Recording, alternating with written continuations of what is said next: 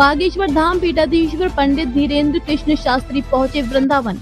ब्रज के साधु संतों और पुरोहितों के साथ की बैठक।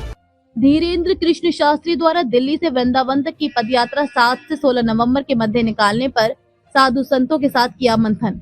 धीरेन्द्र ने कहा कि पदयात्रा का नाम श्री बागेश्वर बांके बिहारी मिलन सनातन हिंदू एकता होगा।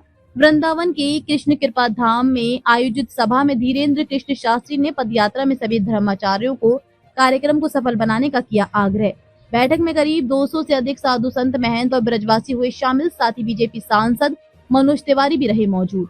बैठक में निर्णय लिया गया कि पदयात्रा में हिंदू राष्ट्र को लेकर लोगों को एकजुट करना लक्ष्य होगा और साथ ही ब्रज में मांस मदिरा की बिक्री पर रोक लगाने के लिए लोगों को जागरूक करेंगे। क्या लगता है कि यात्रा की जरूरत इसलिए पड़ रही है, भारत को पुनः खंड खंड करने की तैयारी है। भारत में लगातार विदेशी ताकतें सक्रिय हैं। सनातनीय परंपरा पर लगातार उंगली उठाई जा रही है।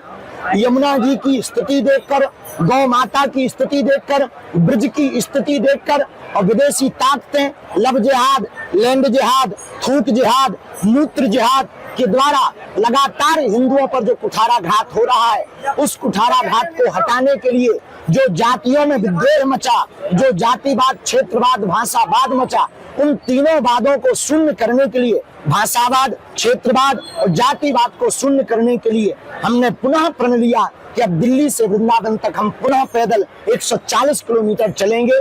इस कात्यायनी माता मंदिर से चलकर श्री धाम वृंदावन आएंगे। बांके बिहारी के दर्शन करके यमुना महारानी के क्षेत्र में पदयात्रा को विराम करेंगे। सनातन की सरकार है, सनातन की मांग करी जा रही है जी। सनातन की सरकार है और आप हिंदू राष्ट्र की मांग कर रहे हैं। तो हिंदू राष्ट्र की मांग हमें कागज पे नहीं चाहिए, लोगों के दिलों में चाहिए।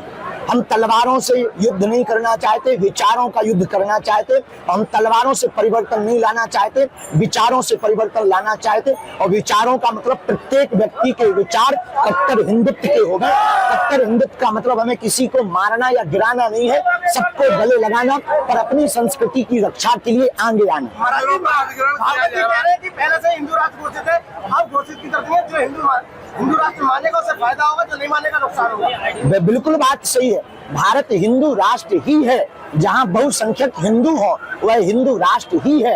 लेकिन जो नहीं स्वीकार कर पा रहे हैं, उनको हिंदू राष्ट्र की विचारधारा को स्थापित करने के लिए यह पदयात्रा।